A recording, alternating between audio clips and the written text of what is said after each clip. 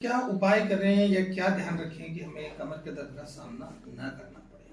तो back pain ना हो इसके लिए रेगुलर एक्सरसाइज करें। रेगुलर एक्सरसाइज का मतलब ये नहीं कि रोज जिम जाएं या आप हैवी वेट लिफ्ट करें। रेगुलर एक्सरसाइज का मतलब है कि रोज ब्रिस्क वॉक करें, काउ केट कैमल और ब्रिज एक्सरसाइजेज वो करें। सबसे इम्पोर्टेंट अपना वजन कम रखें। अगर घर पे आपका सिटिंग का काम ज्यादा है, 30 मिनट से हर 1 घंटे में बीच बीच में उठें, अपनी पोजीशन चेंज करें, जिससे जो हमारी एक कर्व जो पोजीशन है वो बीच बीच में चेंज होती रहेंगे, तो उससे पीआईबीडी होने के चांसेस कम रहेंगे। हाइड्रेशन सही रखें, एंटी इन्फ्लेमेटरी डाइट हमेशा लें। अगर वर्क फ्रॉम होम आप करते हैं तो वर्क फ्रॉम होम यूजुअली मतलब है कि आप स्क्रीन पे ही बैठते होंगे। स्क्रीन पे अगर बैठ रहे हैं तो ये आपके एल्बो हैं, ये 90 डिग्री पे फ्लेक्स हैं और जो आईज हैं वो स्क्रीन पे आपके उस पॉइंट के उस पे रहें, लेवल पे, जिससे आपको बैक पेन और साथ में सर्वाइकल पेन होने के चांसेस बहुत कम हो जाएंगे। तो ये विशेष कुछ चीज़ें हैं जो अगर आप फॉलो करते हैं तो आपकी जो बैक है वो हमेशा सेफ रहेगी और आपको कभी प्रॉब्लम होने के चांसेस बहुत कम हो जाएंगे। एक बहुत ही इम्पोर्टेंट जानकारी मैं देना चाहूँगा, कमर का बेल्ट यूजुअली लोग बिना किसी कंसल्टेशन के या बिना जाने जब भी कमर का दर्द होता है कमर का बेल्ट बांध लेते हैं और सालों बांध के घूमते हैं, जो भी गलत है। कमर का जो बेल्ट है, एलिस स्पाइन जो बेल्ट है, वो सही साइज का बांधना चाहिए, सही तरीके से बांधना चाहिए और उसका अगर इंडिकेशन है, उसका लाभ मिल रहा है तो ही बांधे। यूजुअली ये जो भी हमारी सर्जरी होती है या फिर सर्जरी से पहले एकदम से जो एक्यूट पेन हो गया, ज्यादा से ज्यादा आप 2 से 3 हफ्ते से ज्यादा उसको ना बांधे। बांधना भी सिर्फ चलते टाइम, बैठते टाइम में, सोते टाइम ना बांधे। क्यों? क्योंकि ये क्या करता है, हमारी जो मसल्स हैं, अगर हमने टाइट बेल्ट यहाँ लगा ली तो हमारी जो मसल्स हैं वो काम कम करती हैं, क्योंकि काम तो आपका बेल्ट करने लग गया तो ये मसल्स सो जाती हैं। इसको बोलते हैं डिसयूज एट्रोफी, वो काम नहीं करेगी फिर। तो इसीलिए क्या हुआ, फायदा होने की बजाय नुकसान हो गया। तो ये कुछ समय के लिए ही प्रयोग किया जाता है। बैक पेन एंड स्मोकिंग, क्या ये इनका आपस में कोई रिलेशन है? तो बैक पेन और स्मोकिंग डायरेक्टली रिलेटेड है। कैसे?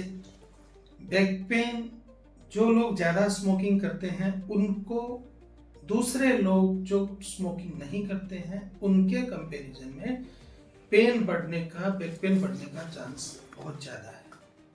उसका साइंटिफिक रीजन ये है कि जो हमारी इंटरवर्टिब्रल डिस्क जो होती है उसकी ब्लड सप्लाई पहले से बहुत कम होती है, उसको जरूरत ही बहुत कम होती है।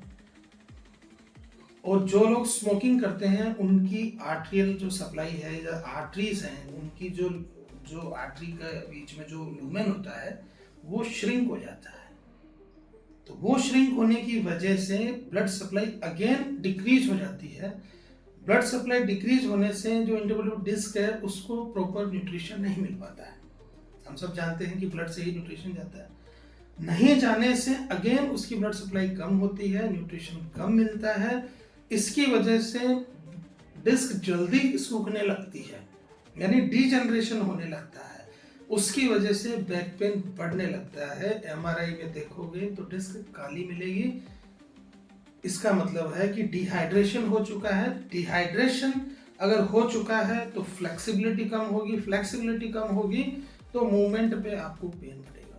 तो इसलिए smoking directly proportional to the back pain. तो इसलिए स्मोकिंग आप ज्यादा करते हैं तो स्मोकिंग कम करें या बंद करें और पानी ज्यादा पिएं, हाइड्रेशन अच्छा लें, जिससे आपको बैक पेन कम से कम रहे।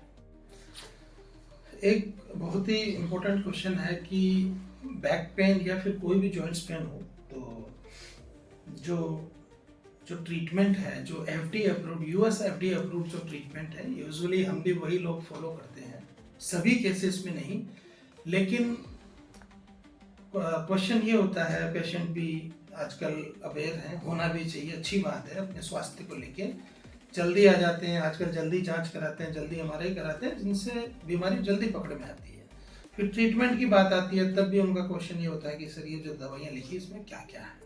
तो मैं आपकी जानकारी के लिए बता दूं कि एंटी इन्फ्लेमेटरी ट्रीटमेंट कुछ समय के लिए कोई नुकसानदायक नहीं है।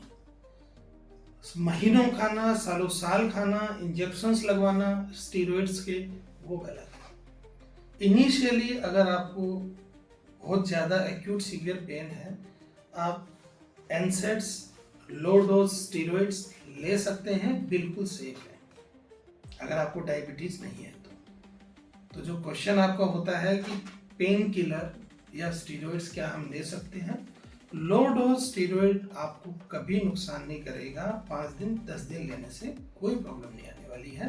अगर आपको शुगर नहीं है, आपके लिए बिल्कुल सेफ है, और वो एक्चुअली इसका एक ट्रीटमेंट है प्रॉपर। तो ये है कि इसमें आप ले सकते हैं ट्रीटमेंट। लोग पूछते हैं, पेशेंट आता है तो पेशेंट को, तो क्योंकि पेशेंट का मतलब है कि पेशेंट को प्रॉब्लम हो चुकी है, वो आया है ट्रीटमेंट के लिए। अब उसके साथ वाले हैं, उनको प्रॉब्लम नहीं होती है, लेकिन चूंकि मैंने बताया वर्ल्ड में ये ग्लोबली 70 to 80% लोगों को लाइफ में कभी ना कभी बैक पेन का सामना करना पड़ता है। तो एक पेशेंट दिखाने आता है, उसके साथ 1 या 2 अटेंडेंट जरूर आते हैं। उनका क्वेश्चन यही होता है, सर हम क्या चीज का ध्यान रखें कि हमें ये परेशानी ना हो, sciatica, lumbar canal stenosis, vestibular arthropathy, तो ये सब चीजें ना हो, इसके लिए हम क्या करें? तो इसका आंसर है कि घर पे कुछ विशेष बातों का ध्यान रखें जिनसे हम कभी कमर दर्द का शिकार ना हो। कमर दर्द ना हो, घर पे क्या करें? सबसे इंपॉर्टेंट चीज है रेगुलर एक्सरसाइजेस करें। रेगुलर एक्सरसाइज का मतलब नहीं है कि रोज सुबह 5 बजे उठ के जिम जाना है। रेगुलर एक्सरसाइज करें जिससे आपकी बॉडी एक्टिव रहे, जिससे आपकी जो बैक मसल्स हैं, कोर मसल्स हैं, उसको स्ट्रेंथनिंग रहे। काउ, कैमल के एक्सरसाइजेस करें, ब्रीज एक्सरसाइजेस करें, जिनसे ये उनके लिए बात कर रहा हूँ जिनको कोई प्रॉब्लम नहीं है।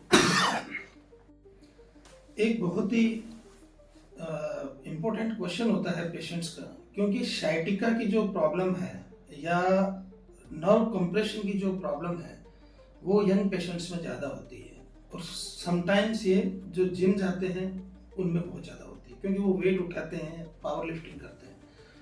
तो उनका क्वेश्चन और उनका एडिक्शन यही होता है अपनी हेल्थ को लेकर, और अच्छी बात भी है कि वो हेल्थ कॉन्शियस है, अच्छा दिखना है, फिट रहना है। तो वो उनका क्वेश्चन ये रहता है कि सर मुझे प्रॉब्लम तो हो गई, लेकिन मैं वापस जिम जा सकता हूँ क्या? तो इसका आंसर है बिल्कुल जा सकते हैं आप।